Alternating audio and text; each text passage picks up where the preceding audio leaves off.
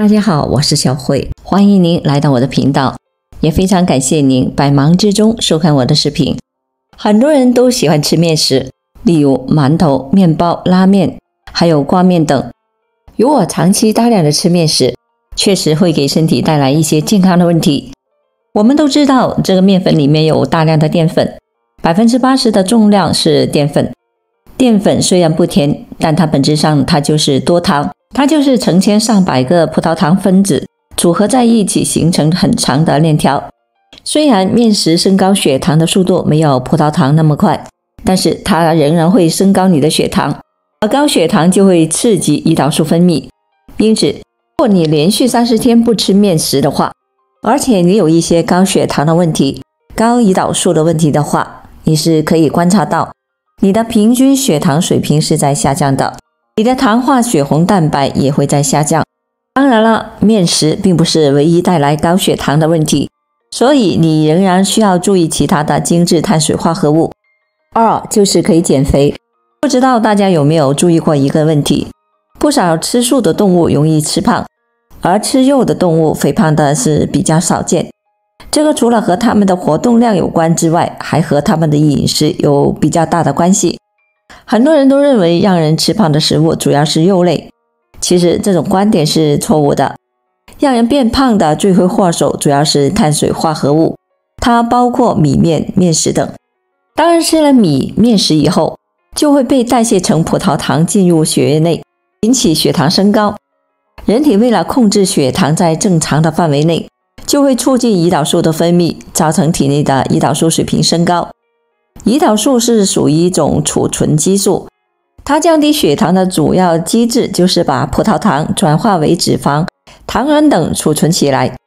因此，长期吃很多的米和面就容易让人变胖。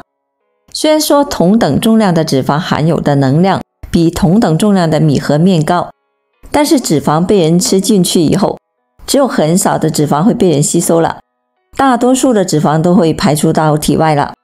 在人体内存着3大的营养物质，即碳水化合物、脂肪和蛋白质。能量消耗的顺序依次也是碳水化合物、脂肪和蛋白质。当人不吃米和面的时候，人体的能量主要就来源于脂肪，长期以往，人就会容易变瘦。减肥的朋友估计会有这种感觉，如果不控制主食的摄入量，那就很难瘦下去。其实这个也是符合科学的。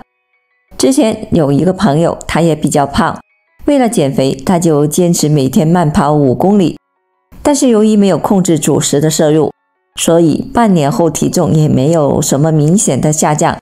如果减肥期间不控制主食的摄入，那体内的糖分相对来说就会偏高，这些糖分不消耗的差不多，压根就不会消耗到脂肪。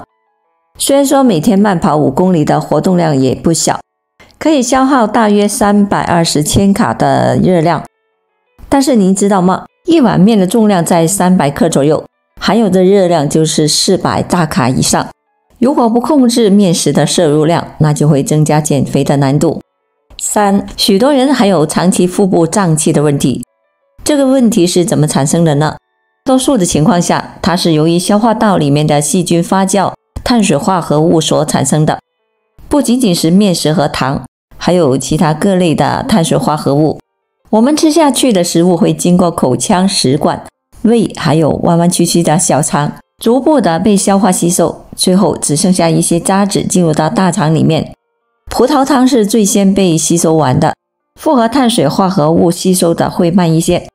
但是按照常规，除了我们无法分解的纤维外，所有的糖都应该在进入到大肠之前就被吸收完。大肠是人体肠道菌群最多的地方，每毫升大概有数十亿的细菌，而小肠只有数千个。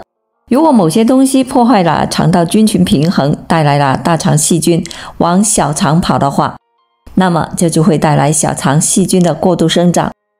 小肠里面没有被吸收完的碳水化合物就会被发酵产生气体。所以呢，如果你具有小肠细菌过度生长这个问题，那么你就去掉面食，可以的话还有其他类型的碳水化合物，1个月你就会发现你的腹胀好了很多。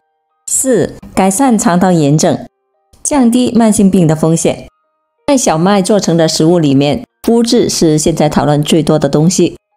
麸质还有一个名词叫做面筋，它实质上是成千上百个不同的蛋白质的混合物。正是由于麸质的存在，拉面才可以变得更加的筋道，面包和馒头才可以更加的蓬松。可是这些蛋白质并不像肉类的蛋白质一样可以被人体很轻松的消化。虽然说当你有健康的肠道时，里面特殊的细菌可以帮你消化掉这些麸质，可是一旦我们的肠道的屏障功能被破坏了，那么消化麸质的菌群肯定会减弱或者是消失。麸质还会增加肠道的通透性，这会让许多不该进入血液里面的物质最后都进入到血液里面去。如果说你患有乳糜泻，这种影响1%人口的疾病，你的肠道其实已经很糟糕了。所以任何时候你吃麸质都会让你的肠道变得更加的糟糕。大多数这种类型的人，他们停止了吃麸质之后，就会发现自己的感觉好多了。另外，小麦的胚芽里面含有的凝集素，这是一种非常黏的蛋白质。当你吃面食的时候，其实是会附着在你的肠道的上皮细胞上面的，它们会破坏肠道细胞的表面，减弱消化和吸收食物营养的能力，同时还会引起炎症，并会同样的导致肠道的通透性的增加。而肠道的通透性增加被认为和自身的免疫性疾病有关系。凝集素还会证明了它可以刺激胰岛素的受体，让你产生胰岛素抵抗，并且促进脂肪的生成。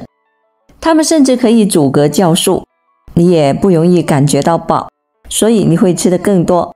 因此，如果1个月不吃面食，麸质和凝集素没有了，那么肠道的炎症和肠道的通透性增加的这个问题也会大幅度的好转，营养物质的吸收也会得到明显的改善。